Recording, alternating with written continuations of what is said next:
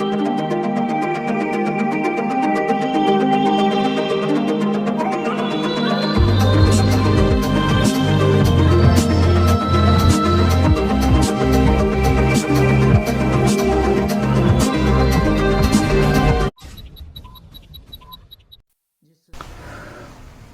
तब चुप हो रहे कौन्तेय, और तब चुप हो रहे कौन्तेय, संयमित करके किसी विद शोक दुष्प्रमेय, उस जलद सा एक पारावार, जो भरा जिसमें लबालब किंतु जो लाचार, बरस तो सकता नहीं रहता मगर बेचैन है। भीष्म ने देखा गगन की ओर, भीष्म ने देखा गगन की ओर, मापते मानो युधिष्ठिर के हृदय का छोर, और बोले हाय नर के भाग, क्या कभी तू भी तिमिर के पार, उस महत आदर्श के जग में सकेगा जाग। एक नर के प्राण में जो हो उठा साकार है, आज दुख से खेद से निर्वेद से आघात से।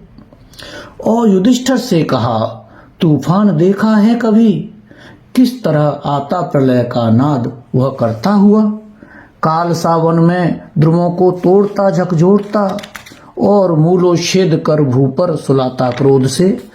उन सहस्रों पादपों को जो क्षीणाधार हैं, रुग्ण शाखाएं द्रुमों की हर हरा कर टूटती, टूट गिरते शावकों के साथ नीड़ विहंग के, अंग भर जाते वनानी के निहत तर गुल्म से, छिन्न फूलों के दलों से पक्षियों की देह से।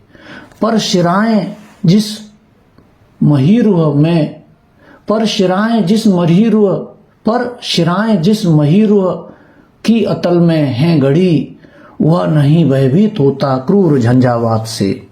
शीत पर बहता हुआ तूफान आता है चला, शीत पर बहता हुआ तूफान जाता है चला, नोचता कुछ पत्र या कुछ डालियों को तोड़ता, किंतु उसके बाद जो कुछ शेष रह जाता उसे, अर्थात वन विभव के क्षय, वनानी के करुण वैधव्य को, किंतु उसके बाद जो कुछ शेष रह जाता उसे देखता जीवित महीरुह शोक से देखता जीवित महीरुह शोक से निर्वेद से, क्लांत पत्रों को झुकाए स्तब्ध मौनाकाश में, सोचता है भेजती हमको प्रकृति तूफान क्यों, सोचता है भेजती हमको प्रकृति तूफान क्यों, पर नहीं यह ज्ञात उस जड़ वृक्ष को, प्रकृति भी तो है अधीन विमर्श के, प्रकृति भी तो है अधीन विमर्श के।